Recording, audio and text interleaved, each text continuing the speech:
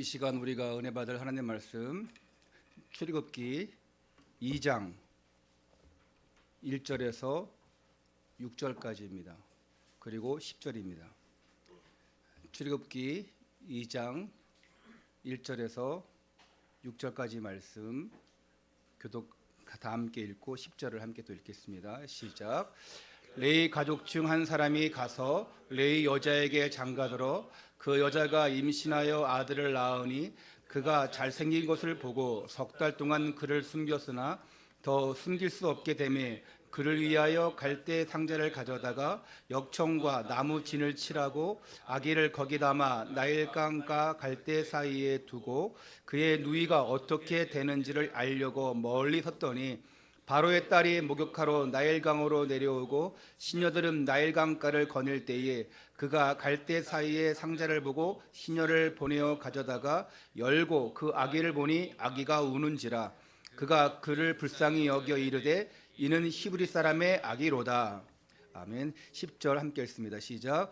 그 아기가 자라매 바로의 딸에게로 데려가니 그가 그의 아들이 되니라.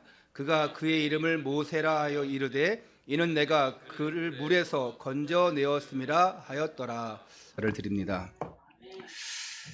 우리 옆에 분들과 함께 이렇게 인사하겠습니다. 하나님이 모든 것을 준비하십니다. 하나님은 오늘도 모든 것을 준비하시고 여러분을 이 예배 자리에 부르신 줄 믿습니다.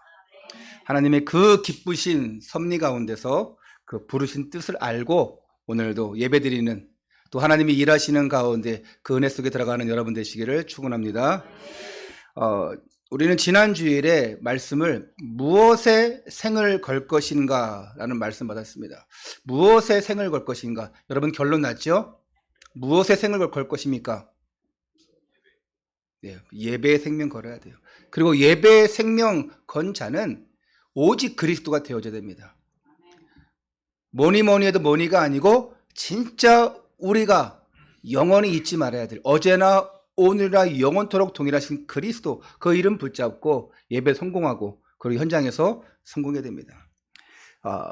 지난주 말씀드렸다시피 출애굽기는 이 아브라함을 시초로 해서 그 뿌리를 둔 이제 이삭과 야곱과 그 뒤를 이어서 야곱의 아들 그 12아들인 그 후손들이 이스라엘 민족을 이뤄가는 그 과정을 담고 결국 가나안 정복의 이제 그 시작을 다루고 있어요. 이들이 그 야곱과 야곱의 아들들이 애굽 땅에 들어갈 때 몇 명으로 들어갈 때요? 그 아들, 그 손주 70명. 물론 그 며느리 또 손녀들까지 하면 더 있는데 이 적은 숫자가 아주 애굽 땅에서 번성을 이뤘습니다. 고센 땅에서 땅을 잘 경작하고 부를 이루었어요. 그런데 이들의 숫자가 점점 늘어나면서 이 애굽 사람들의 눈에 가시거리가 되었습니다. 두려움을 주었어요.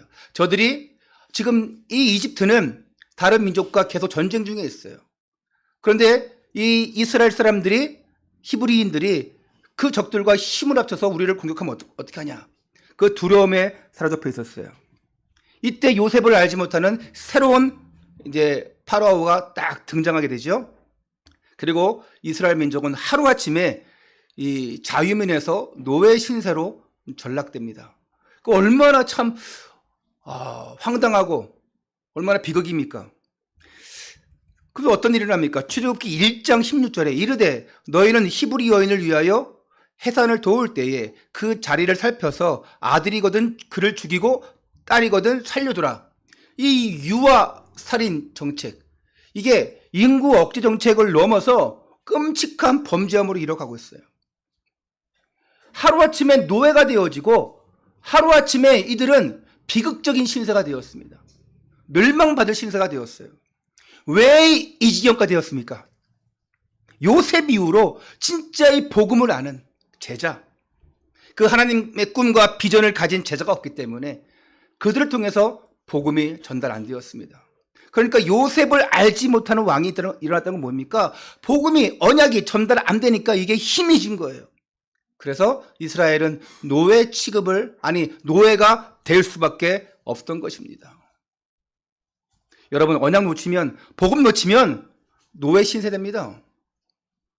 여러분이 뭔가 부를 잃었던 것 같은데 그것이 하루아침에 다 뺏겨버리는 거예요.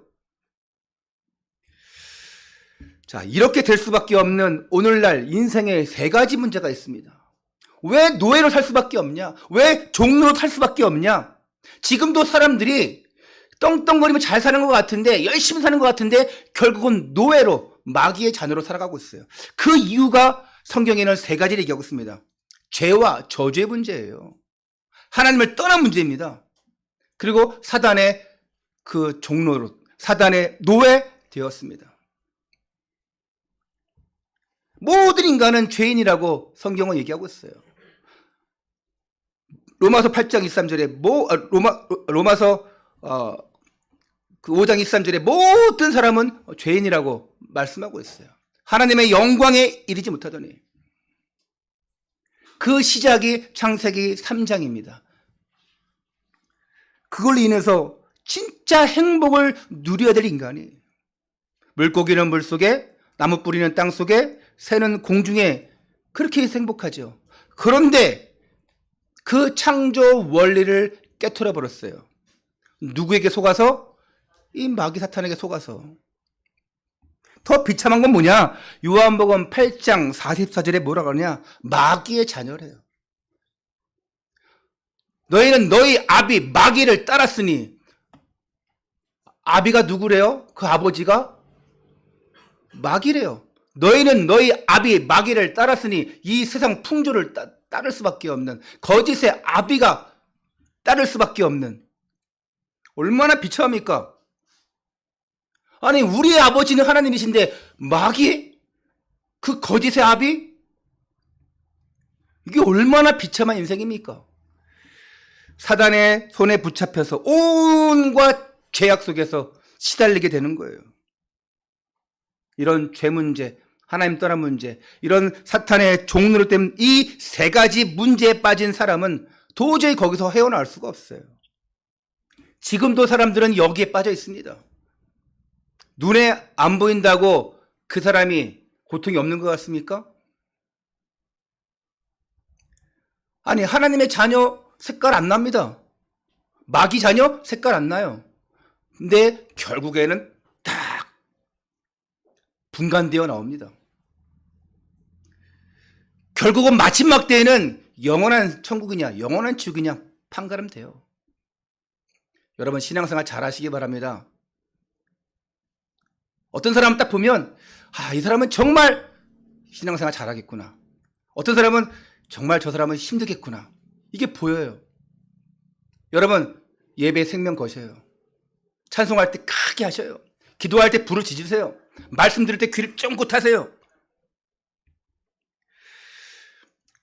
모든 사람은 하나님을 떠났어요. 소망이 없어요. 그 소망 없는 인간에게 하나님은 유일하고도 전무후무한 희망의 메시지를 주었어요. 그게 창세기 3장 15절입니다. 여자의 후손이 뱀의 머리를 상하게 할 것이다. 그리고 이분이 오셨습니다. 주는 그리스도시요 살아계신 하나님의 아들, 이분이 오셨어요. 그분이 바로 예수님입니다. 예수 그리스도. 예수님이 그리스도로 오셔서 이 인간의 중대한 문제 세 가지를 완전히 깨끗하게 다 해결해 주셨습니다. 십자가에서 운명하실 때 죄와 저주 문제 완전히 깨끗하게 해결했어요. 하나님을 떠나서 지옥의 길을 걷게 된 우리를 위하여 예수 그리스도께서 천국의 문을 열어주셨어요. 마지막 때 우리는 다 천국 문을 향하여 갑니다. 사단의 권세에 눌려있던 마귀 자녀에서 하나님의 자녀로 우리의 신분을 바꿔줬습니다. 누가 오셔서? 예수님이 오셔서. 예수님이 나의 그리스도가 되어지면, 나의 하나님이 되어지면 돼요. 그럼 어떻게 하면 되냐? 예수 그리스도를 나의 마음의 문을 열고 영접하면 돼요. 영접하는 자, 곧 그 이름을 믿는 자들에게는 하나님의 자녀가 되는 권세를 주셨으니, 오늘 이 자리에 한 명도 빠짐없이 다 하나님 자녀이시죠? 마음의 문을 열고 예수 그리스도를 영접하셨죠? 입으로 고백하셨죠? 그러면 하나님 자녀예요. 내가 안 믿어진다? 난 모르겠다? 그 사람은 응답이 없기 때문에, 응답이 없는 신앙생활 하기 때문에, 아니 응답이 없는 교회 다니는 생활하기 때문에 늘 헷갈리는 겁니다. 아니 구원받았다는데 난 모르겠어요. 영접했습니까? 아, 영접했어요. 하나님 계신 거 있는 것 같아요. 근데 잘 모르겠어요. 왜 그렇습니까? 응답이 없어요. 신앙생활이 재미가 없어요. 신앙생활은 응답이 있어야 돼요. 재밌어야 돼요. 아니 늘 부모님과 함께 있는데도 부모님이 없는 것 같아. 나한테 아무것도 안 해주는 것 같아. 실제로 아무것도 안 해줘. 그러면 의심 가죠. 저 사람들이 내 부모인가? 하나님 앞에 우리는 간구하고 응답 받아야 돼요. 그래야 재밌어요. 집에 들어가도 반겨주는 사람이 없다? 다 각자 그냥 다른 거 하고 있다? 그럼 가족이 아니에요. 딱 들어가는 순간 왔어? 하고 밥 먹자 하고 그래야 재밌죠.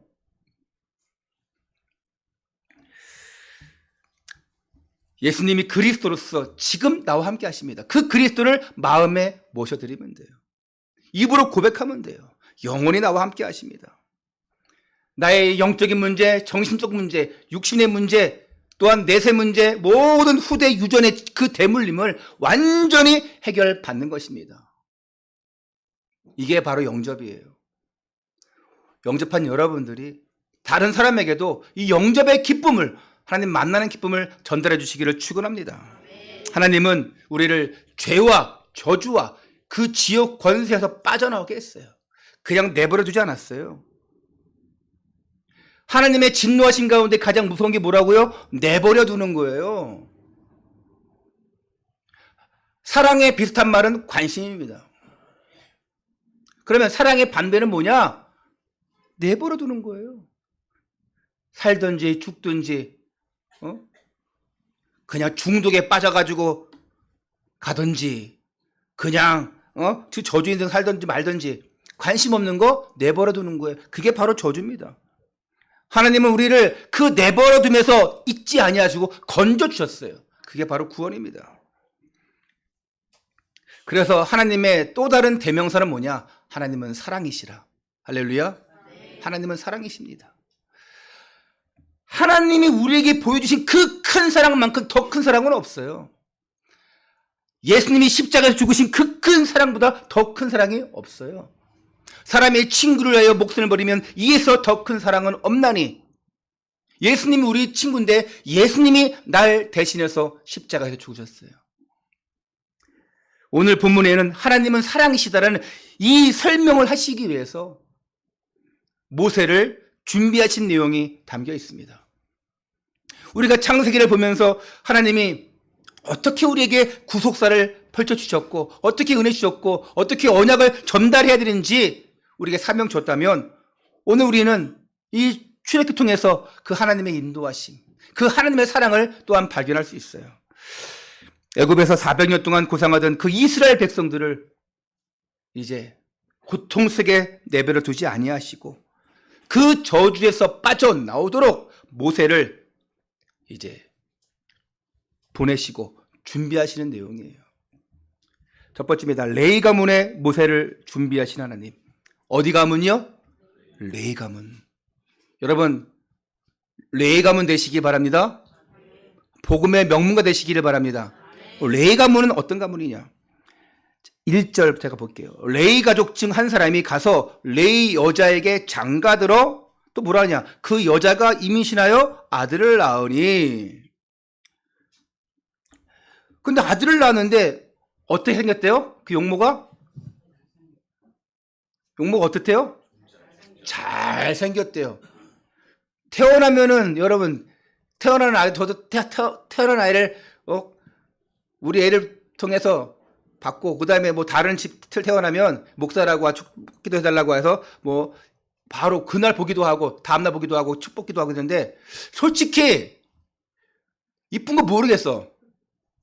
못생겼어요. 쭈글쭈글하고 태어나자마자 한 좀 일주일 지나야지 형태가 좀 잘 잡히면서 이제.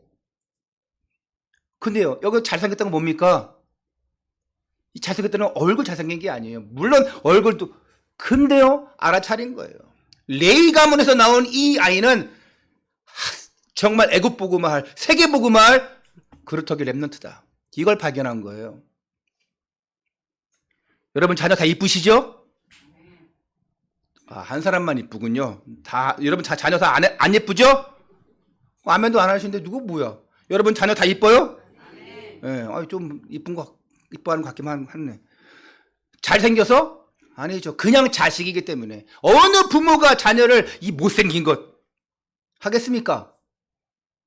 예전에 그럴 때잖아요. 에휴, 저 망할 놈의 자식 저거. 어이구, 얼마나 못되게 했으면 저 망할 놈의 자식이 같겠습니까? 저 빌어먹을 놈의 자식 저거. 그런 거 하면 안 돼요. 진짜 망하고요. 진짜 빌어먹어요. 저런 문둥이 자식, 문둥이 썩어 문드러져요. 다 욕입니다. 하지 마세요 이제. 욕하려면 이렇게 해서 어떻게? 이 축복받을 놈아 그냥. 아이고, 하나님이 함께할 놈아 그냥. 목사님 그게 어떻게 욕이에요? 열받아 죽겠는데. 이놈의 새끼야! 막 욕하죠 여러분? 그럴 수 있어요. 다 축복의 자녀들이에요. 자, 여기서 레위 가족 중 한 사람, 그 한 사람이 누구예요? 모세의 아버지 아므람이에요. 또 뒤에 나오는 레위 여자가 누굽니까? 여러분 잘 알죠? 아므람은 잘 몰라도 모세의 어머니 이름 뭐예요? 예? 여러분 아침에 일어나면 뭐 개요? 이불 개죠. 요를 개잖아. 뭐예요 그러면? 요게벳. 참 이렇게 알려줘도 모세의 어머니 요게벳 중요해요. 이 두 사람 사이에 첫째가 너무 미래를 잘 알아. 누굽니까? 미리암. 그리고 쌍난 지팡이 대표 누굽니까? 아론. 그리고 모세. 이 자녀들이 출생해요. 자, 이스라엘은 12지파가 있습니다. 그 지파 중에서 무슨 지파? 레위 지파. 오늘 어떤 그 찬양 워시팀에 레위 지파가 있더라고요. 찬양 잘해요. 이 레위 지파는 완전히 예배하면서 기도하는 지파예요. 그 중에 가장 중요하게 하는 예배가 뭐냐? 양을 잡아서 양의 피를 뿌리는 겁니다. 레위 가문에 레위 제사장이 있어요. 그 제사장이 양을 잡아서 인간의 모든 죄 문제를 대신 전가시켜서 그 배를 가르고 그리고 이제 그 양의 피를 뿌립니다. 그리고 지성소 안에 들어가요. 하나님이 그 제물을 받을 때에 인간의 모든 죄 문제는 해결됩니다. 근데요, 한 번에 끝나는 게 아니에요. 매년 해야 돼, 매년. 왜? 누가 아직 안 왔어요? 그리스도께서 아직 안 오셨어요. 매년 의식을 치러야 돼요. 그래야지만 이 양의 피를 뿌릴 때 뭐가 해결되냐? 창세기 3장의 저주 문제가 해결되는 거예요. 이 양의 피를 뿌린다는 건 뭡니까? 나의 문제가, 죄 문제가 해결되는 거예요. 우리 가정의 문제가 해결되는 거예요.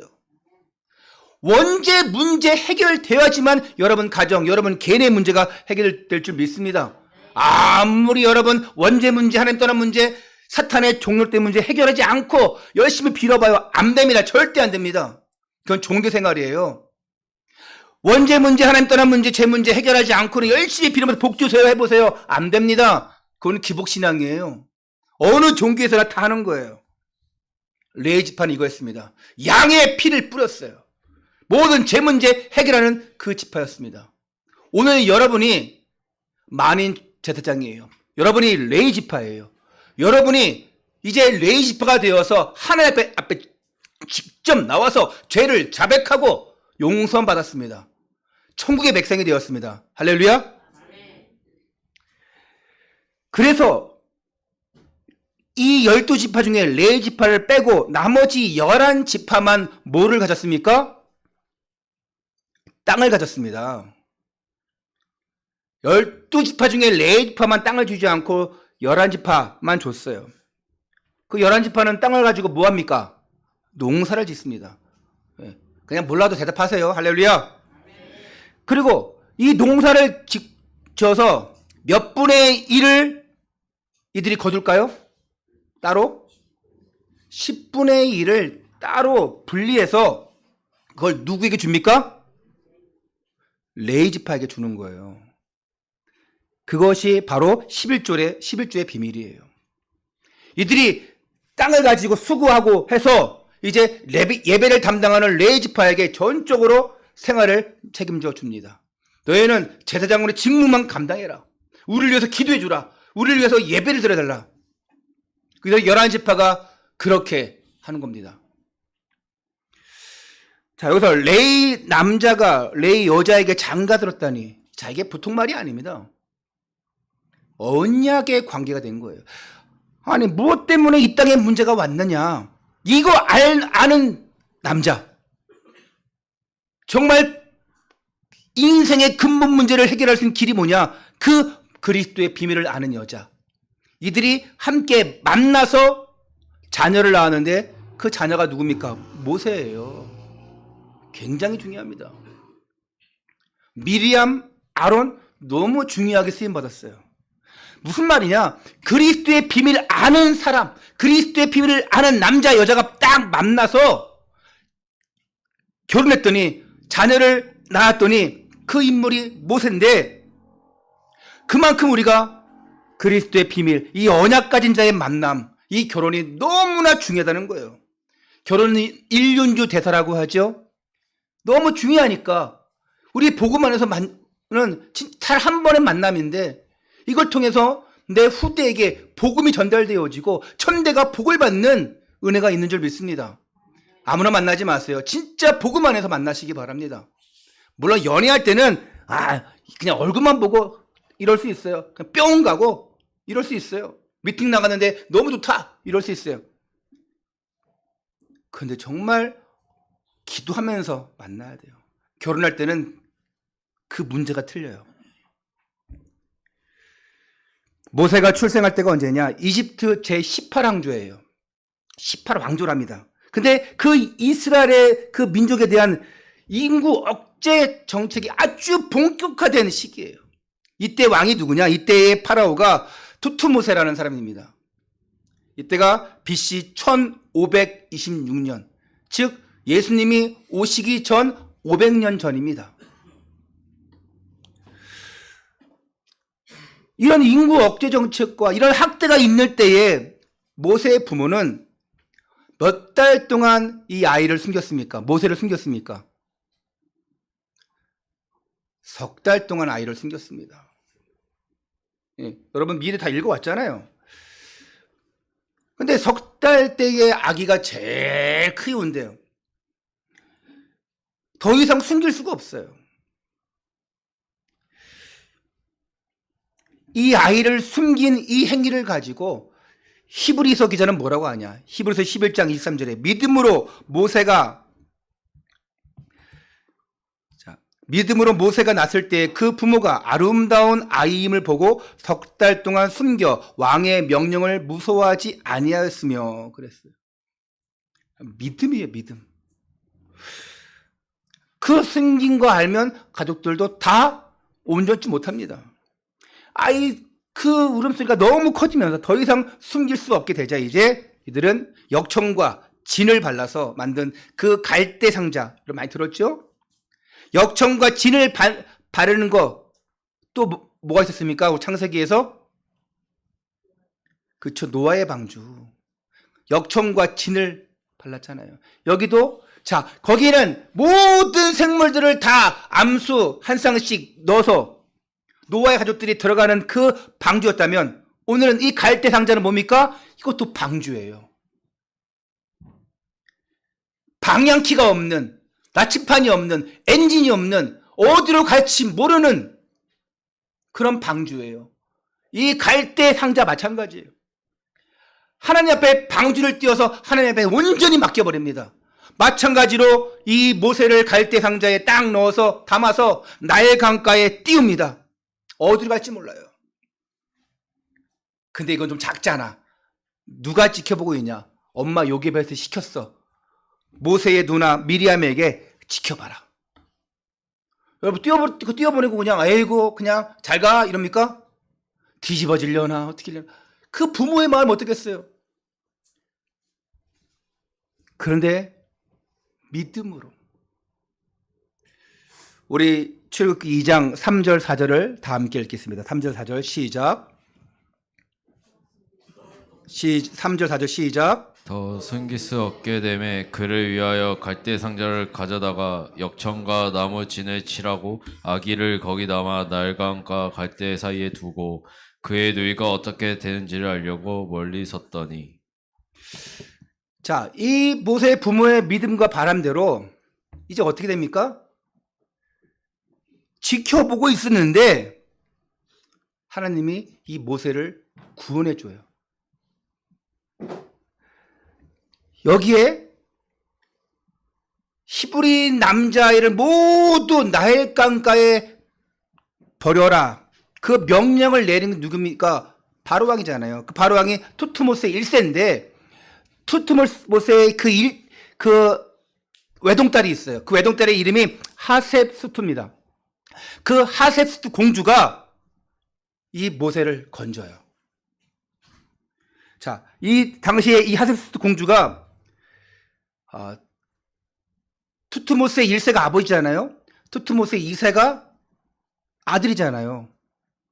그리고 하셉수투는 딸이잖아요. 그래서 하셉수투 2세와 결혼하는데 남매 간에 결혼을 하게 되는 거예요. 당시 애굽은 이렇게 친족 그리고 그 왕가를 이루기 위해서 이런 사촌과 자매가 그 남매가 결혼하는 경우가 있었습니다. 근데 아이가 없어요. 그래서 당시 관습 중에 하나가 뭐냐? 이 여인들이 다산과 임신을 위해서 나일강가에 가서 목욕을 하는 관습이 있었어요.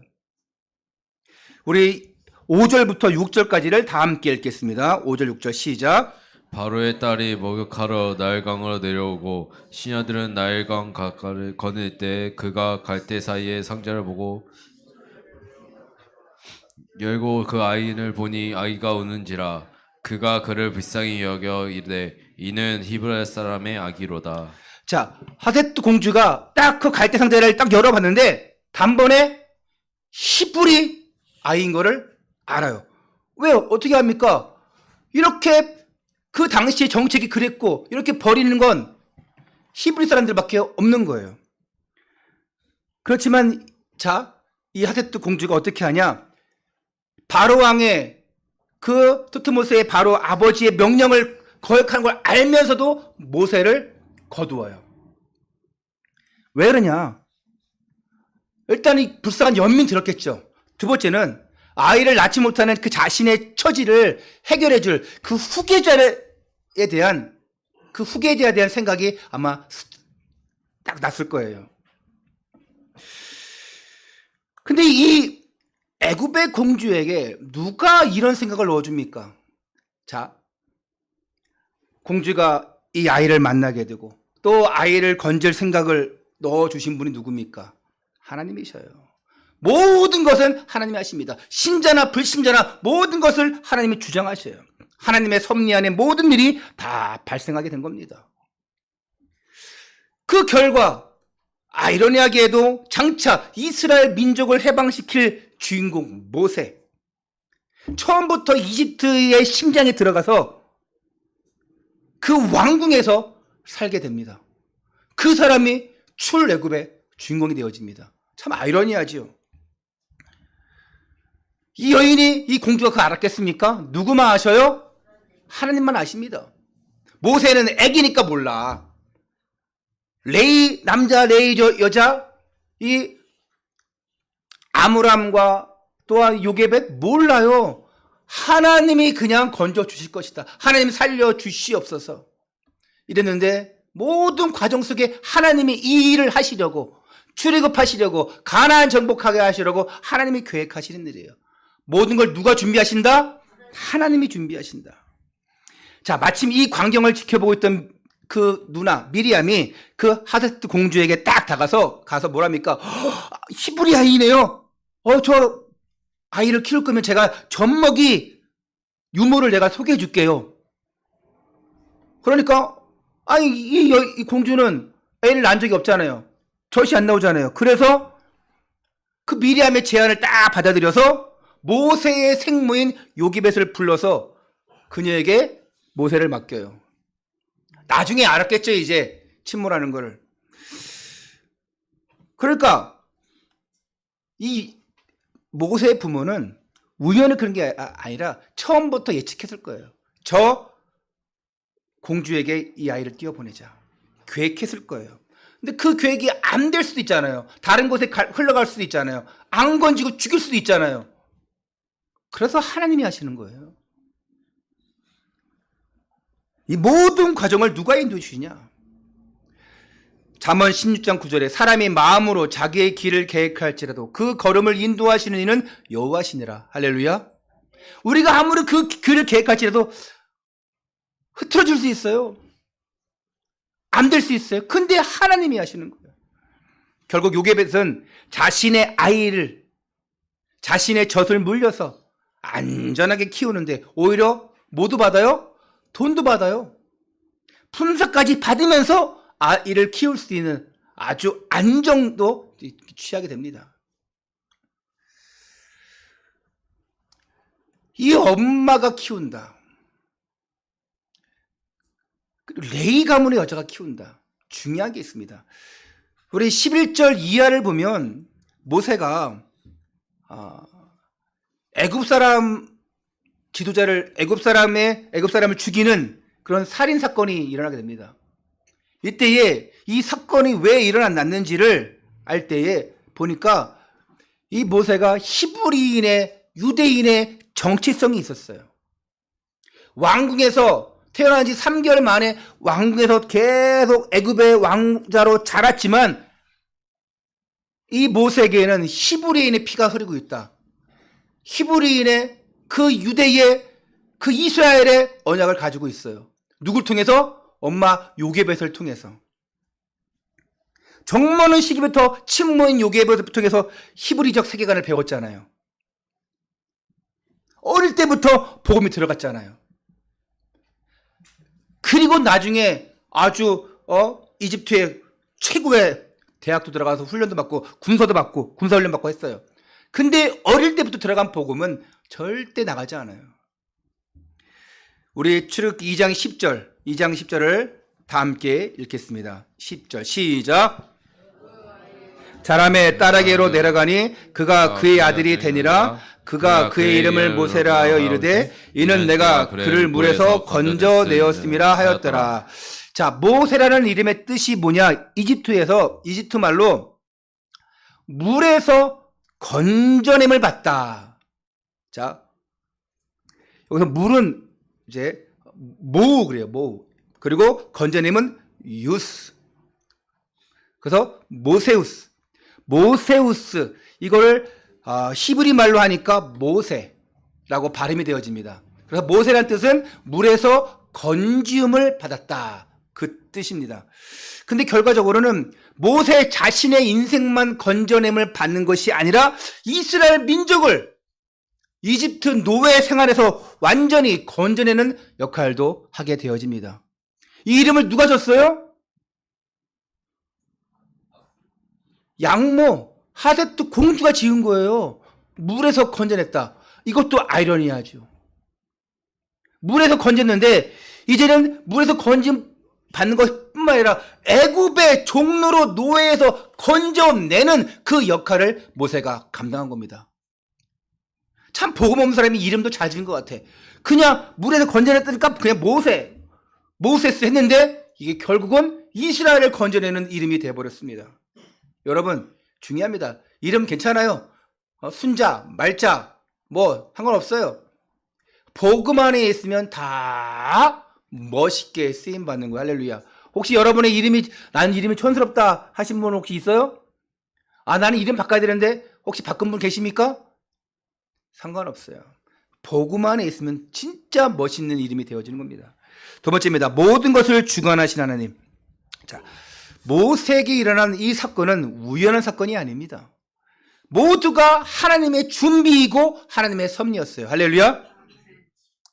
이처럼 우리의 생명, 우리의 진로, 우리의 미래, 또 우리의 마지막, 이 모든 것은 누구 손에 달려 있습니까? 하나님의 손에 달려 있습니다. 하나님의 손에. 만물을 창조하신, 나를 창조하신 그 하나님의 손에 달려 있어요. 이걸 뭐라 하냐? 하나님의 주권이라. 모든 것은 하나님이 주관하십니다. 이게 주권이에요. 그러므로 특별히 어릴 때부터, 이 그루터기 렘넌트 때부터 하나님의 주권을 알아야 돼요. 하나님이 하신다. 내가 하나님 앞에 완전히 맡겨놓고 기도해야 되겠다. 나를 향한 하나님의 뜻이 무엇인지, 그 하나님의 계획이 무엇인지 거기에 귀를 기울이겠다. 어릴 때부터 돼야죠. 모세는 어릴 때부터 그 엄마 요게벳을 통해서 너는 레위 지파다. 너는 예배드리는 제사장의 가문이다.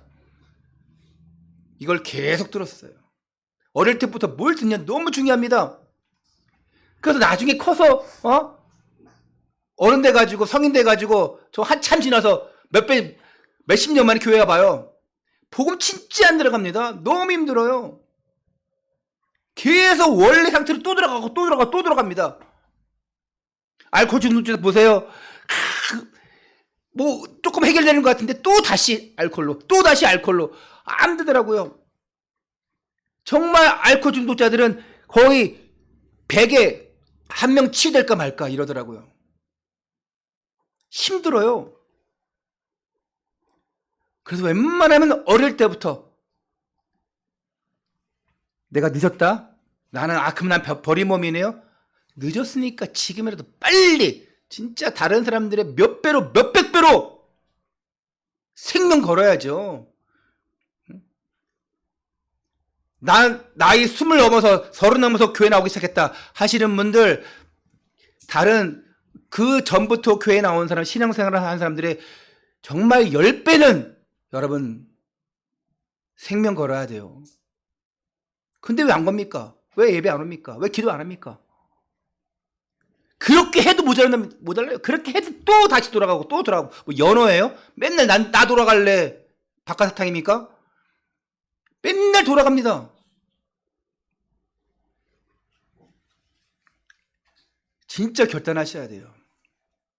그리고 렘넌트들은 정말 어릴 때부터 그리스도의 비밀을 알고 이 그리스도를 누리면서 나는 온 세계에 복음을 전하는 전도자가 되겠다. 결단해야 돼요. 모세가 어릴 때부터 그 하나님의 주권과 그 하나님의 섭리를 배웠어요. 나중에 이스라엘을 살리는 데 쓰임받았습니다. 이미 봤던 요셉 보십시오. 어릴 때부터 기도의 비밀을 알았어요. 언약을 알았어요. 그래서 고난을 통과할 수 있었습니다. 그리고 크게 쓰임받는 그릇되었습니다. 마찬가지로 우리 후대들은 정말 내 인생의 모든 문제를 해결해 주시는 그리스도를 분명히 알고 모든 문제 결자 그리스도 안에서 이 축복을 누리는 가운데 지역, 민족, 세계를 살리는 다 영적 서밋들이 다 되시기를 축원합니다. 결론입니다. 하나님은 저와 여러분을 불렀어요. 복음이 희미한 시대마다 하나님은 그 희미한 시대를 살리기 위해서 꼭 일꾼들을 보내십니다. 일꾼들을 준비하셔요. 그게 바로 복음의 일꾼들인데, 마찬가지로 어느 날 갑자기 모세를 하나님 부르신 것이 아니고 때가 되니까 복음이 심해진 시대에 복음의 사람이 필요하고 다시 회복할 자가 필요하기 때문에 하나님이 부르십니다. 이사야 선지자, 엘리야 선지자, 예레미야 선지자, 그때마다 필요해서 불렀어요. 예수님이 오시기 전에 누가 먼저 이 땅을 개혁하자고 했습니까? 세례 요한. 세례 요한이 먼저 개혁을 선포했어요. 회개하라. 내 뒤에 오실 이는 나보다 크니라. 그때마다 하나님은 복음의 사람들을 세웁니다. 마찬가지예요. 우리가 어쩌다가 우연히 이 자리에 있는 게 아닙니다. 하나님이 시대 살리려고, 교회 살리고, 여러분 가정 살리고, 현장 살리라고 오늘 이 자리에 있게 하신 줄 믿으시기 바랍니다. 여기에 대한 확신이 있어야 돼요. 정체성입니다. 내가 여기 왜 앉아있냐? 그냥 습관적으로 오는 예배입니까? 여러분이 그냥 복받는다고 하니까 앉아있습니까? 내가 보기에는 지금 한 명도 그런 분 없는 것 같아요. 복 받기 위해서 앉아 있는 거 아니에요. 복 누가 주시는데? 하나님 주시는데 그냥 여러분 교회 안 나와도 하나님 자녀 되면 복 받게 돼 있어요. 여러분은 사명 감당하러 왔습니다. 사명 감당하러. 하나님의 사명 감당하는 자에게 모든 걸 책임지시고 인도해 주십니다. 사명 감당하지 않으면 우리는 이 자리에 있을 필요가 없어요. 사명 감당하기 위해서 이 자리에 있는 것입니다. 하나님, 내게 주신 사명이 뭡니까? 여러분 기도하셔야 돼요. 나는 가정 복음을 못했다? 하나님 가정 살리게 주옵소서. 하나님, 내 자녀 또 우리 교회 우리 후대 랩런트들 하나님 이들 세워야 됩니다. 내가 감당케 해주시옵소서. 여러분 감당하셔야 돼요. 할렐루야. 너무나 중요한 순간입니다. 여러분 너무나 중요한 예배예요. 어차피 이 자리에 있는 거 그게 아닙니다. 하나님이 원하시는 자들을 불렀어요. 그 원하신 자를 통해서 하나님이 역사하실 줄 믿습니다. 저거 히터 끄세요. 피곤하시는 것 같아요. 모세를 준비하시고 부르신 것처럼 오늘 정말 복음의 일꾼으로 저와 여러분을 부르신 줄 믿으시기 바랍니다. 그래서 여러분을 어두운 세상을 그 빛이 되는 영적 플랫폼, 빛을 발하는 파수망대, 또 빛을 전달하는 그런 안테나 역할 감당하시기 바랍니다. 우리의 목적은 237 나라 5천 종족 복음화예요. 오늘 하나님이 원하시는 그런 영적 서밋으로, 그런 전도자로, 그런 영적 플랫폼, 파수망대, 안테나로 쓰임받는 우리 모두가 되기를 주 예수 그리스도 이름으로 축원합니다. 하나님 감사합니다. 오늘도 우리를 준비하시고 우리를 부르신 것 감사를 드립니다. 어쩌다가 우리를 부르신 것이 아니라 하나님이 원하셔서 많은 전부터 선택하시고 우리를 준비하시고 부르신 줄 믿고 감사를 드립니다. 모세를 부르시고 모세를 위하여 모든 것 준비하신 것처럼 오늘 나를 그렇게 출애굽의 주인공으로, 가나안 땅 정복자의 주인공으로 나를 써 주실 것을 믿습니다. 오늘도 완벽하게 준비하시고 완벽하게 부르시고 완벽하게 세워 가심을 또한 믿습니다. 어떤 상황 속에서도 갈등하지 않고 정말 복음을 찾아가는, 정말 복음 안에서 세워지는 모든 믿음의 사람들이 다 되어지게 하여 주옵소서. 한 시대에 살리는 주의 종들이, 전도자들이 다 되게 하여 주옵소서. 우리 주 예수 그리스도 이름으로 기도드리옵나이다.